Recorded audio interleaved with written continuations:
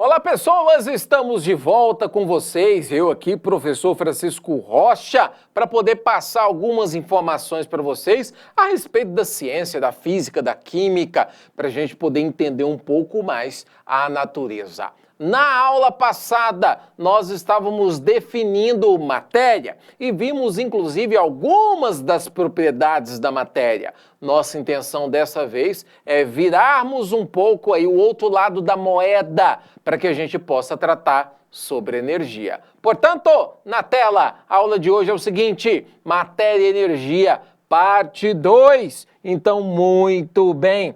Olha, quando a gente vai falar de energia, é óbvio que muitas vezes o conceito que a gente leva no nosso dia a dia, com as nossas falas, não necessariamente acabam preenchendo a precisão que a ciência possui. Por exemplo, você está aí junto aos seus amigos, né? E vocês estão todos serelepes e acabam dizendo: hoje estamos cheios de energia, significando então que vocês estão com a corda toda, não é? Vocês estão energizados então e acaba tocando terror na sala de aula. Por outro lado, pode acontecer daquele dia em que você não esteja nessa vibe. E aí você diz assim: acho que eu não estou legal, eu estou sem energia.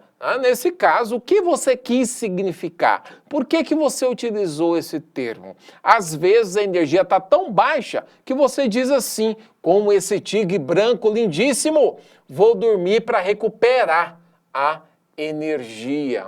Por que no ato do sono você imagina que recuperará a energia? Mais do que isso, afinal de contas, senhoras e senhores, o que é energia para a ciência? Você já deve ter percebido que a energia então está na boca do povo. Todo mundo acaba se referindo à energia de uma maneira ou de outra. Mas a ciência, ela inclusive tem uma certa dificuldade de definir energia. Existe uma definição que vai nos servir, sem necessariamente essa definição ser precisa, realmente conseguir significar o total da energia. Olha, a gente vai dizer daqui para frente, só para a gente poder se entender, que energia é a capacidade que um sistema tem de realizar trabalho. Cuidado! Quando eu falar trabalho aqui para você, não é esse trabalho aqui ordinário, né? Esse trabalho comum que a gente acaba fazendo no nosso dia a dia, tá? O trabalho para a ciência também, ele é bem específico, esse sim, muito mais bem definido, porque trabalho é aquela capacidade que se tem, mediante uma força, de conseguir deslocar alguma coisa. Trabalho é isso em linhas super gerais, para a ciência. Portanto, energia está relacionada com esse trabalho, ou seja, com a capacidade de deslocar algo. De novo, essa definição de energia, ela não é precisa, tá? Não é exatamente uma definição geral, mas que para o nosso caso vai servir para que eu e vocês possamos conversar sobre energia, tá? Você sabe uma coisa que a energia faz, é muito interessante, é muito boa e a gente vê a todo momento? Olha na tela. A energia, senhoras e senhores, tá? Deixa eu só fazer aqui rodar os balões, né? Deixa eu voltar aqui, pronto. A energia, senhoras e senhores, ela pode estar relacionada com matéria, ou seja, com massa. A gente viu que matéria é aquilo que tem um volume e, portanto, ocupa lugar no espaço. E ela é ponderável. Ponderável. Se a matéria é ponderável, significa que eu posso medir a massa dela. Por isso, ponderável, desse ponto de vista. Teve um cientista, um tal de Albert Einstein para nós aí, né, que ele conseguiu fazer uma vinculação de energia e matéria. Sabe o que ele descobriu ao final das contas com essa equação famosíssima E igual a mc ao quadrado? Ele percebeu que matéria e energia estão ligadas.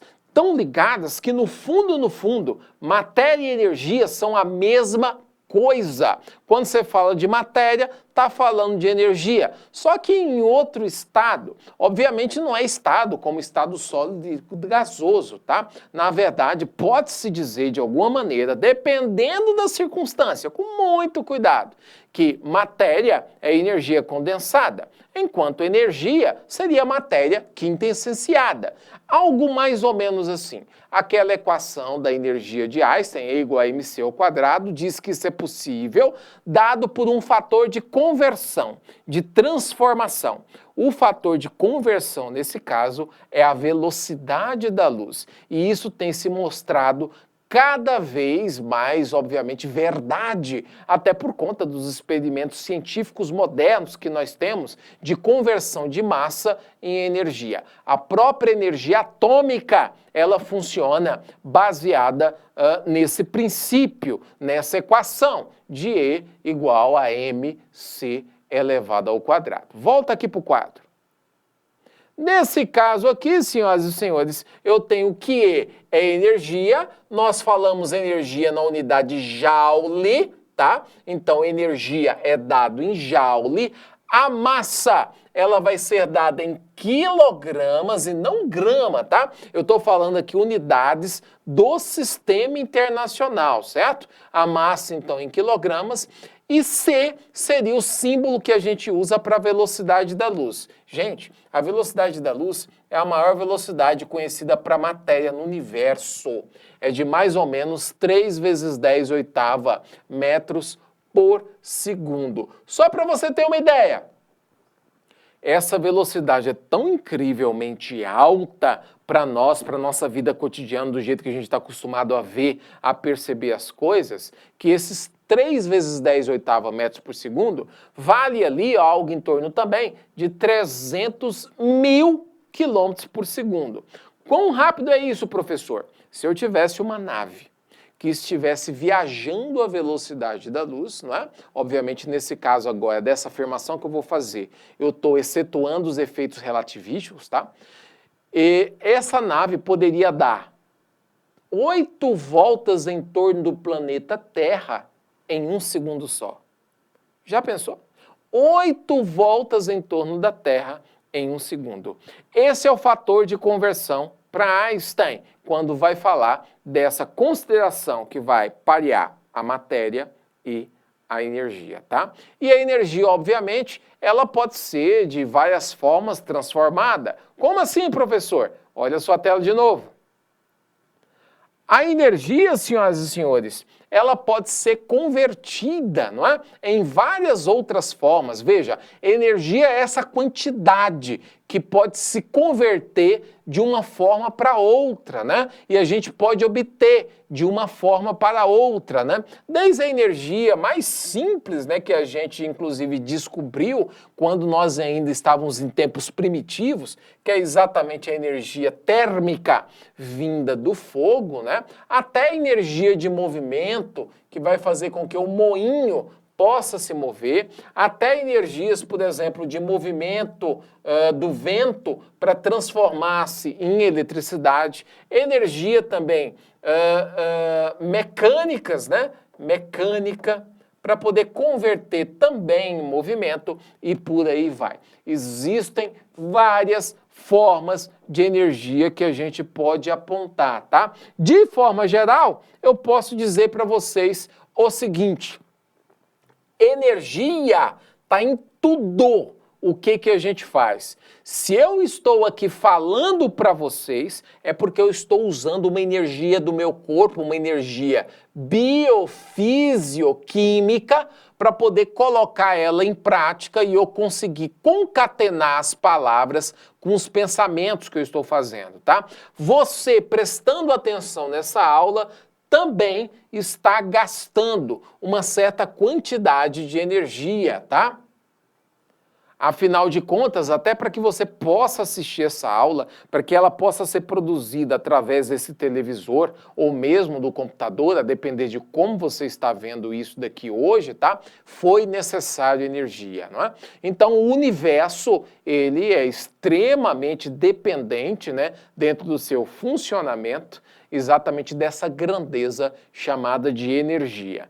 Para nós que estamos começando aí nesse capítulo da energia, a gente vai reduzir as energias em dois tipos: a energia cinética e a energia potencial. Afinal de contas, o que é dizer que a energia é cinética? O que é dizer que a energia é potencial? Me segue aí na sua tela.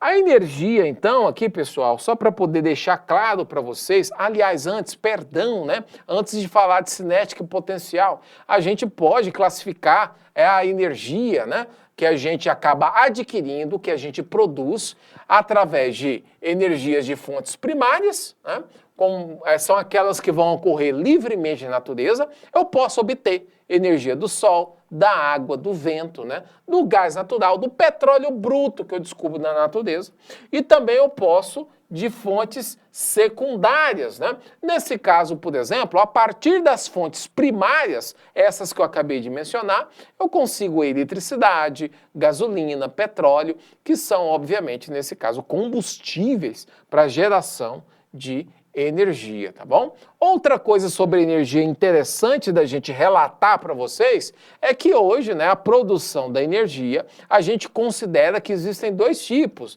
dois grandes grupos. O primeiro são as energias do tipo renováveis, quer dizer que elas acabam, então, se renovando dentro de uma escala de tempo humana. Por exemplo, a energia que vem do Sol é desse tipo de energia, é uma energia renovável. Numa escala de tempo humana, essa energia, né, está aí à disposição sempre, ela se renova, né? A energia, por exemplo, dos ventos, ela é renovável, porque pelo mesmo motivo, nessa escala de tempo humana, eu sempre vou ter aí a renovação das correntes de ar. A mesma coisa para a água. Dentro do ciclo da água, essa energia se renova para que a gente possa utilizar. Pode acontecer, no caso da água, de essa água hoje estar num lugar e sair para outro, secar um poço ali, não é? Só que essa água não desaparece, ela simplesmente é alocada para outro lugar, né, através do próprio mecanismo de ciclo da água, tá bom? Mas ela estará lá. Por isso, a gente diz que ela também é renovável. Em contrapartida, nós temos as não renováveis. Olha aqui comigo. Normalmente, as não renováveis, elas são poluentes, viu, pessoal? Ou seja, nesse caso, numa escala de tempo humano, elas não têm como ficar à disposição para nós. Por exemplo, o petróleo.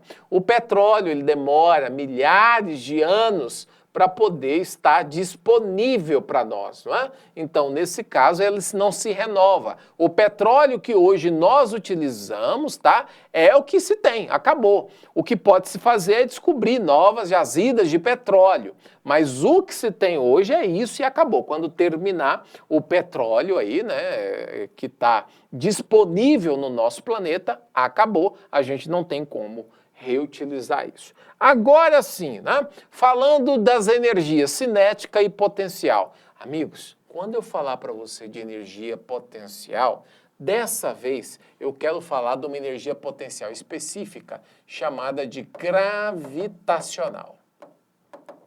Tá? Olha só o experimento que é possível de ser feito. Imagina que você tem aqui um rapaz que ele está segurando duas bolas. Uma bola de massa maior, de 500 gramas, e uma bola de massa menor, de 50 gramas. Imagina que você, com a sua mão, vai pegar essas bolas aqui, ó, nessa posição, tá? Onde é que você vai receber? Qual desses casos? O caso A ou o caso B, você vai receber essa bola na sua mão com mais energia, não é? Seria a bola A ou a bola B? Nesse caso, provavelmente, você vai sentir a bola chegando na sua mão com mais energia, não é?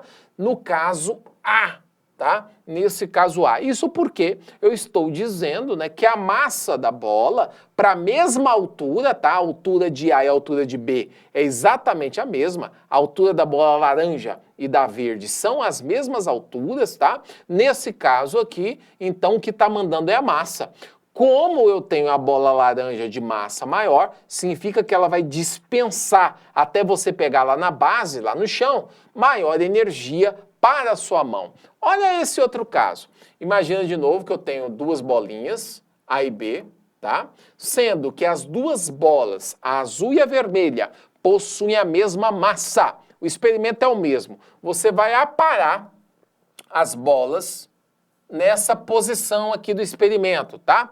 Perceba que nesse caso a bola A está a uma altura maior do que a bola B, para a mesma massa, tá? Então, nesse caso, aí você vai perceber que a energia chegará maior para você em suas mãos quando você tiver aí a bola A, porque ela está a uma altura maior. Vai chegar, inclusive, com maior velocidade lá na sua mão do que a bola B. Pois bem, a energia potencial, ela está relacionada com isso.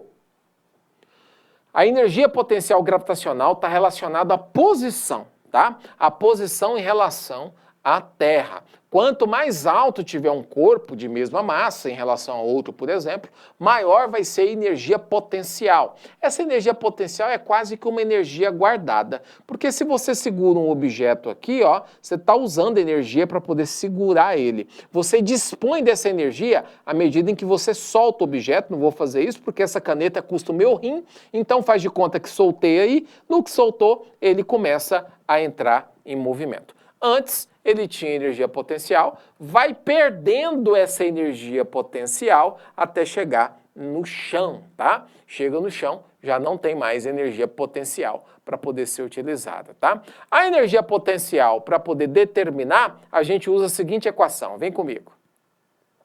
Para achar a energia potencial, no caso gravitacional, eu dependo da massa do objeto, da aceleração da gravidade do nosso planeta, ou de qualquer um que esteja sendo feita essa experiência, e da altura que o objeto está. Por isso que a gente diz que a energia potencial, ela depende da posição, tá? Exatamente a altura está me traduzindo isso, tá bom? Algumas características, alguns exemplos aqui para você, tá? A energia potencial elétrica é um outro tipo de energia potencial. Não vamos falar sobre a elétrica dessa vez, tá? Entretanto, no caso da energia potencial elétrica aí, vocês vão ter oportunidade de ver isso quando estiver no final do seu curso, tá? Quando forem ver eletricidade e magnetismo. Por outro lado, nós temos a energia cinética. A energia cinética vem do termo em grego de kinetik, que significa movimento. Movimento. Olha só o experimento rapidinho aqui para vocês. Imagina que você tem numa estrada um caminhão, veja, um caminhão a 50 km por hora e um carro lado a lado a 50 km por hora também. Obviamente, nesse caso, a massa do caminhão é de 2 toneladas, 2.000 quilogramas, e a massa do carro bem menor, 800 quilogramas. Nessa primeira situação, quem está com mais energia? O caminhão ou o carro? Provavelmente você deve ter optado pelo caminhão, exatamente porque a massa dele é muito maior. Na eventualidade de uma colisão, a energia dispensada por esse caminhão, mesmo estando à mesma velocidade do carro, vai ser muito maior. Olha esse segundo experimento. 2 carros de mesma massa, os dois têm 800 quilogramas, só que um está a 80 km por hora e o outro a 100 km por hora. Qual vai dispensar maior energia? O carro amarelo ou o carro vermelho? Certamente você deve ter optado pelo carro amarelo, uma vez que sua velocidade é maior e a massa é a mesma, não é? A energia cinética tem a ver com esse tipo de situação. Ela tem a ver o seguinte, toda vez que eu quiser falar de energia cinética, determinar ela, eu preciso da massa do corpo e preciso também da velocidade dele, tá? Quanto mais veloz for o corpo, maior será a energia cinética desse corpo, tá? Por isso, eu posso determinar a energia cinética como sendo metade da massa vezes a velocidade elevado ao quadrado. É uma maneira de fazer essa determinação para as situações que eu acabei de mencionar para você. É isso, demos um panorama geral sobre a energia. Você viu que no final das contas a gente pode fazer energia de dois tipos, potencial e cinética. Em próximas aulas eu quero melhorar um pouco mais com vocês esse assunto, falando inclusive de movimento dos corpos perto aqui do nosso campo de gravidade. Professor Francisco fica por aqui, te agradecendo então sua paciência, o carinho e sempre lembrando aí vocês, olha só, tamo junto, um abraço, até logo, tchau, tchau pessoal.